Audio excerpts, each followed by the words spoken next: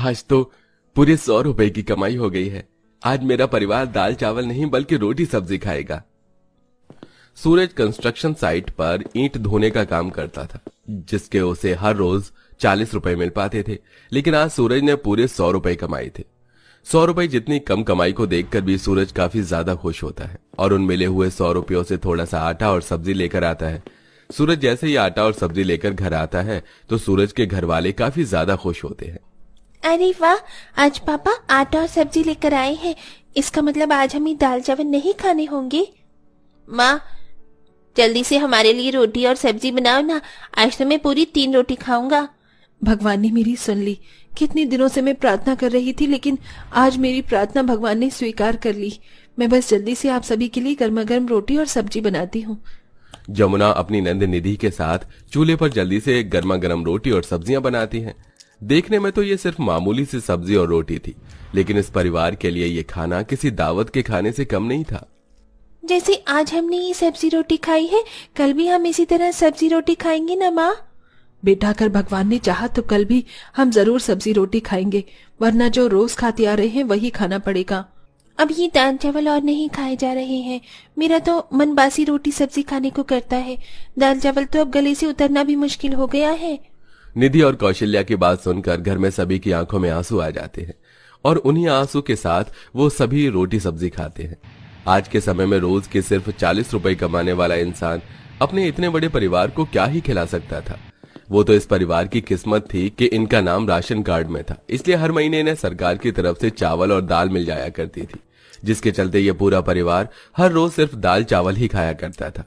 और जब कभी कभी सूरज थोड़े बहुत पैसे कमा लेता था तो उसका परिवार आराम से सब्जी रोटी खा पाता था। ये क्या आलोक, तू आज भी ये दाल चावल लेकर आया है?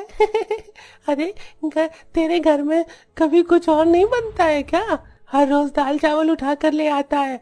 हम तेरे घर के दाल चावल खाने पड़ते हैं और तू हमारे घर का अच्छा अच्छा खाना खा लेता है।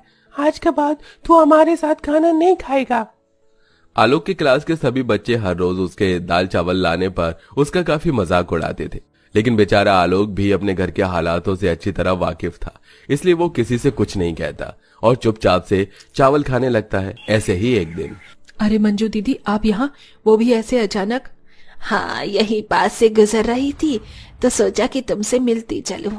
कौशल्या अपनी नंद मंजू को जल्दी से घर में ले आती है और घर पर बिठाकर पानी पिलाती है। अरे अब क्या सिर्फ पानी पिलाओगी या थोड़ी बहुत पेट पूजा भी करवाओगी? बड़े जोरों की भूख लग रही है। अपनी बुआ सास की बात सुन जमुना अपनी सास की तरफ देखती है और चूल्हे पर रखे हुए दाल चावल को प्लेट में डालकर ले आती है। पता है मंजू दीदी, मेरी बहू बड़े ही स्वादिष्ट दाल चावल बनाती है। खाकर देखिए, आपको भी बहुत अच्छे लगेंगे। तुम लोगों की इस दाल चावल से ज्यादा खाने की कुछ हैसियत भी तो नहीं है। मैं अच्छे से जानती हूँ, ये दाल चावल तुम्हें सरकार की तरफ से मिलते हैं, इसीलिए महीना भर तुम यही दाल चावल खाते हो। तुम्हारी क्या इतनी भी हैसियत नहीं है कि घर में आए मेहमान को कुछ अच्छा खिला सको? कौशल्या की नंद उसकी और उसके परिवार की बेइज्जती पर बेइज्जती करे जा रही थी, लेकिन बेचारी कौशल्या चाहकर भी कुछ नहीं कर पा रही थी। पूरे परिवार की बेइज्जती करने के बाद मंजू वहां से चली जाती है, जिससे कौशल्या को काफी दुख होता है। अगर कोई इंसान गरीब है तो क्या उसकी कोई इज्जत भी नहीं है? लोगों को सिर्फ पैसा दिखता है, किसी के दिल का प्यार नहीं। माँ जी, संभालिए खुद को, एक दिन देखना सब कुछ ठीक हो जाएगा। जो लोग आज हमारी गरीबी का मजाक उड़ा रहे हैं ना, भगवान उन्हें उनके किए की सजा जरूर देगा। जमुना हर दिन भगवान से अपने परिवार की स्थिति को ठीक करने के लिए प्रार्थना करती थी, लेकिन शायद अभी कुछ और दिन जमुना और उसके परिवार की जिंदगी में बस ये दाल चावल ही लिखे हुए थे। माँ, 1 महीना हो चुका है और आपने अभी तक एक बार भी रोटी सब्जी नहीं बनाई। माँ, कब बनाओगी रोटी सब्जी? मेरा रोटी सब्जी खाने का बहुत मन कर रहा है। हाँ, जल्दी से रोटी सब्जी बनाओ ना।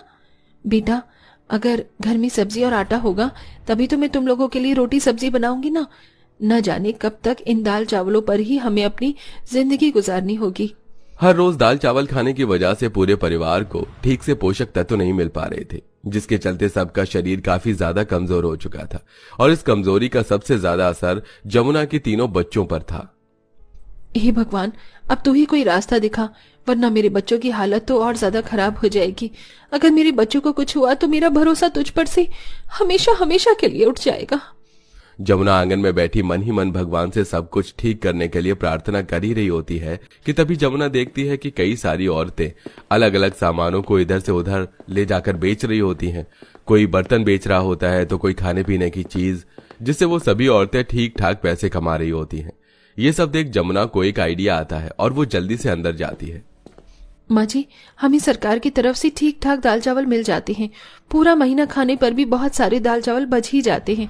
तो क्यों ना इन बचे हुए दाल चावल को बनाकर मैं बाहर ले जाकर बेचूं, इससे मैं कुछ पैसे कमा सकती हूँ। भाभी, आइडिया तो बहुत ही ज्यादा अच्छा है। अगर आप कहो तो मैं भी कुछ काम करना चाहती हूँ। वो सामने वाला बंगला है ना, उसमें एक नौकरानी चाहिए जो घर की साफ सफाई और खाना बना सके। और ये सारे काम तो मुझे आते हैं। आपके साथ साथ फिर मैं भी 2-4 पैसे कमा सकती हूँ। कौशल्या अपनी बहू और बेटी को काम करने की इजाजत दे देती है और अब अगले दिन से ही जमुना दाल चावल बनाकर उन्हें बेचने के लिए निकल जाती है। वहीं निधि भी उस बड़े से बंगले में सफाई का काम करने लगती है। दाल चावल ले लो, दाल चावल, गर्मा गर्म दाल चावल ले लो, सिर्फ 20 रुपए प्लेट। और ठेले वाले तो 40 रुपए प्लेट दे रहे हैं और आप 20 रुपए प्लेट दे रही हैं। ये तो काफी सस्ते हैं। मेरे लिए एक काम करिए, 1 प्लेट लगा दीजिए। जितने भी मजदूर फैक्ट्री में काम करते थे दोपहर के वक्त वो यही सब खाया करते थे। जहां एक जगह उन्हें ये दाल चावल 40 रुपए में मिल रहे थे, वहीं जमुना दाल चावल 20 रुपए में बेच रही थी, जिससे कई सारे मजदूर जमुना के दाल चावल के ठेले पर ही आया करते थे, जिसके चलते जमुना 20 रुपए करके धीरे धीरे पैसे जोड़ने लगी थी। वहीं निधि भी साफ सफाई करके ठीक ठाक पैसे कमा लेती थी और आज पूरे 1 महीने के बाद दोनों नंद भाभी पैसे मिलाकर पूरे परिवार के लिए पहली बार अच्छा खाना लेकर आती हैं, जिसे देख पूरे परिवार की आंखों में खुशी के आंसू आ जाते हैं। अरे वाह, आज खाने में शाही पनीर, मिक्स वेज, रायता, पुलाव, पराठे, खीर, पनीर की सब्जी, इतना सब कुछ है। मुझे तो पता ही नहीं था कि दाल चावल के अलावा भी इतना सब कुछ खाने के लिए होता है। माँ, अगर इनमें से खाना बच गया ना तो मैं सुबह लेकर जाऊंगा। फिर मेरे सभी दोस्त मेरे साथ लंच करेंगे और खुश भी हो जाएंगे कि आज मैं दाल चावल नहीं बल्कि अच्छा अच्छा खाना लेकर आया हूँ। हमारी हालत को देखते हुए मैंने कभी सोचा भी नहीं था कि मेरे मरने से पहले मुझे ये सब खाने को मिलेगा। जो इतनी मेहनत मजदूरी करने के बाद में नहीं कर पाया, वो तुम दोनों ने अपनी मेहनत से कर दिखाया। सारा परिवार अब बैठकर पहली बार इतना अच्छा खाना खा रहा था। उन्हें तो ये सब किसी सपने जैसा लगता है। अपने परिवार को पहली बार इतना खुश देख जमुना मन ही मन काफी खुश होती है और अब जमुना ठान लेती है कि वो अपने इसी काम को जारी रखेगी। दाल चावल बेच बेच कर जमुना काफी सारे पैसे जमा करके रख लेती है। निधि, अब तुम्हें उस बंगले में नौकरानी का काम करने की कोई जरूरत नहीं है। लेकिन क्यों भाभी? अगर हम दोनों में से किसी ने एक ने भी काम छोड़ दिया ना तो हमारी हालत फिर से पहले जैसी होने लगेगी। नहीं निधि, अब ऐसा नहीं होगा। मैंने दाल चावल बेचकर बहुत सारे पैसे इकट्ठा किए हैं।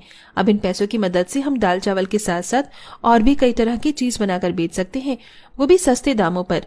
सस्ते दाम को देखकर ज्यादातर लोग हमारे पास ही खाने के लिए आया करेंगे और अगर भगवान की कृपा यूं ही बनी रही तो एक दिन हम जरूर कामयाब होंगे और इस गरीबी के दलदल से जरूर बाहर निकलेंगे। निधि को अपनी भाभी की बात काफी हद तक सही लगती है, इसलिए अब निधि जमुना के साथ मिलकर दाल चावल के साथ साथ और भी कई तरह के खाने पीने की चीज बनाकर उन्हें बेचती है और सिर्फ कुछ महीनों की मेहनत से अब उनकी माली हालत भी ठीक होने लगती है। दोनों नंद भाभी अपने छोटे से घर की अच्छी खासी मरम्मत करवाते हैं।